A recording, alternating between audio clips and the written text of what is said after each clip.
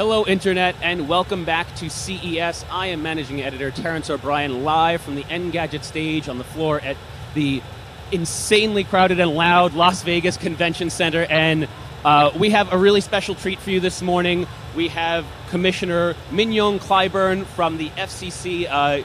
You've been there since 2009. You helped draft the Open Internet Order, and you have been a very vocal defender of net neutrality. Absolutely. When we see all of this innovation in 2.4 million square feet, a floor space, this was not accidental. This was fueled by good policy.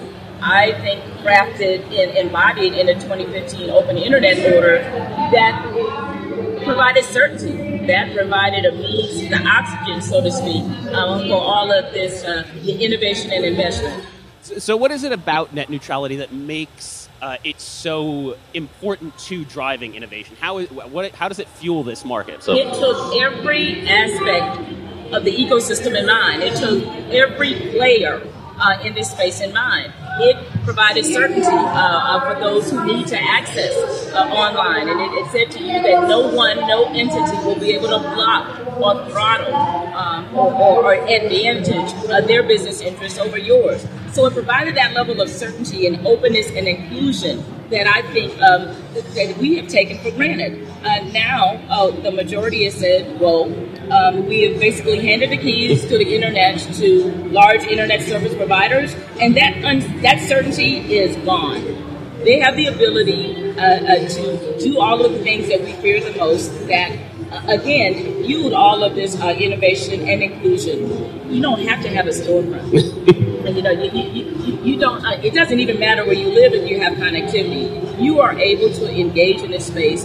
E-commerce, e-education, e-health, all of these things are available to you. You had certainty up until that vote, and that's, to me, it's a great shame in all of this. And kind of at the heart of the Open Internet Order was reclassifying broadband as a Title II service. Do you still feel that Title II is the best way forward for protecting net neutrality? It was the strongest legal authority we had. It was upheld by the courts. It provided the level of certainty and protections for everyone in this space. So I think if you have that mind meld, I'm a sort of a Trekkie, or if you have that mind meld or regulatory meld that everyone is protected, everyone is enabled, then yes, I think that was the best path forward. And opponents argue that those rules were kind of put in place in 1934 under the Telecommunications Act, and that it's kind of outdated. But instead, they want to go back to rules that were put in place in 1996, I believe. What's kind of changed? Why do you think that going back to these like pre-World War II rules is a better way forward? So I'm going to take a slight issue with that. Sure. Foundation might have been laid about by what we have learned in the past. Particularly when it comes to critical services like broadband, like voice service.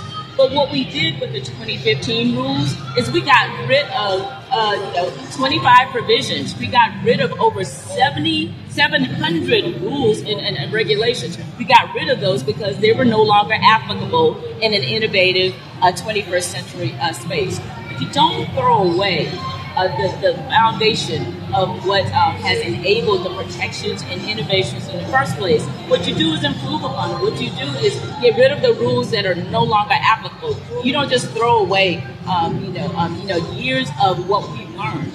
Because again, what we see on this floor is based on years of what we learned and the adapting of where we're headed. And that's ended up, to ignore and pretend that all of those things are building blocks to innovative creativity and success. I think it's short-sighted. And I won't lie and say that I've read the entire repeal order. It is 546 something pages, I believe. And a lot of that is us including, what we think is the right order, the 2015 order. So you're right. But I did kind of peruse through it, and I saw multiple times stories cited, including from sites like Engadget, that seem as if they're trying to paint companies like Google, who support net neutrality, as sort of being hypocritical and questioning their genuineness because they do things like remove YouTube from Amazon Echo shows and other things. Does that line of argument strike you as convincing? Let's be clear about what we are doing and what we have the authority to do. Number one, we do not, meaning the FCC, we do not regulate edge providers, which Google is one. And number two, which is really number one, is we're talking about access to the internet. So I don't want us to, conflate or confuse by how others who are not our internet service providers, how they conduct themselves. That's another agency and another conversation. What we're talking about is your online experience and who is in charge of that experience. Is it you or is it your internet service provider? That is the question. And, I think critics kind of say that the repeal has put the control in the hands of the service providers. And I'm going to read a little bit from my notebook because I want to make sure that I get these quotes right. Not that long ago, the chairman recorded a skit for the Federal Communications Bar event in which who used to work at Verizon, joked with a senior VP of Verizon that it was, quote, an awesome idea to, quote, brainwash and groom a Verizon puppet to become the FCC chairman. How does that impact his credibility and the credibility of the commission as a whole? So one of the things I will make, and not trying to defend the chair because, again, he can do that for himself. But that night is a very quirky night in telecommunications. We call it the telecommunications prom, basically for geeks that are in this space. And so it's a sort of tongue-in-cheek. It's our own correspondence dinner. So, it's that. So, again, people are joking around. You can take issue with whether the joke was funny. Mm-hmm.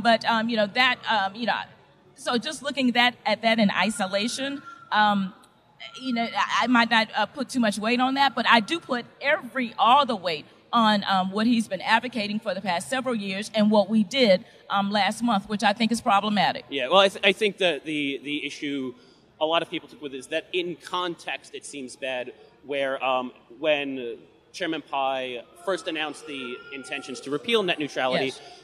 He, and I also believe Commissioner Michael O'Reilly, yes. Suggested kind of that no amount of public outcry could change their mind on it.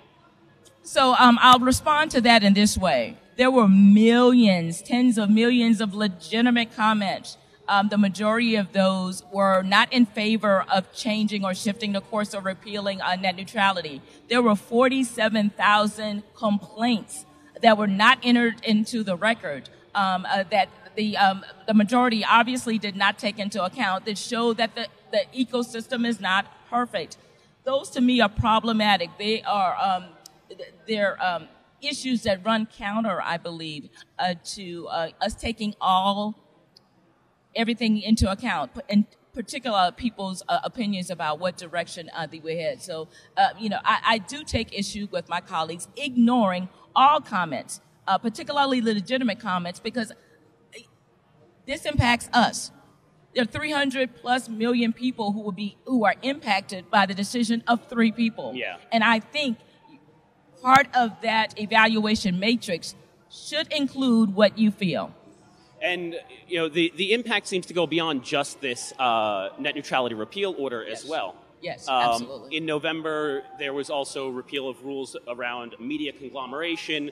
And does that not also bode poorly for a future in which there is no net neutrality? I think it's problematic. The lifeline item that is problematic it's people who are economically disadvantaged, their gateway to connectivity. You've got uncertainty, I believe, that will come at the state level. We've got a universal service fund that is responsible for $4.5 billion a year going into local rural communities that would be impacted by our decision because we no longer have the strongest legal authority to ensure that money is flowing. So I know the headlines might read one way, but when you peel down, when you go to the next layer, there are a lot of everyday things that are happening that we take for granted in this country in terms of investments in local communities that are now at risk because we moved in this direction. Yeah, and Lifeline also seems like it's potentially in danger. I am fearful that the only program that we have that is targeted for affordability at the FCC is on. I can hear the death rattles right now, and that's a shame. because it's not just about infrastructure investment, though that's important. If you build it and I can't afford to come, that's problematic. And we're taking away the one program, I think we're putting at risk the one program that will address those millions of people who can't afford a dial tone, and they certainly can't afford broadband access. Yeah. That's problematic for all of us. And I know you have a very busy schedule. I don't want to take too much more of your time, but I also don't want to end on such a dour note. No. Because the Senate is about to vote on net neutrality again. What can people do if they really value those protections? So what I've been saying a lot is the FCC does not have the final word, and thank goodness for that.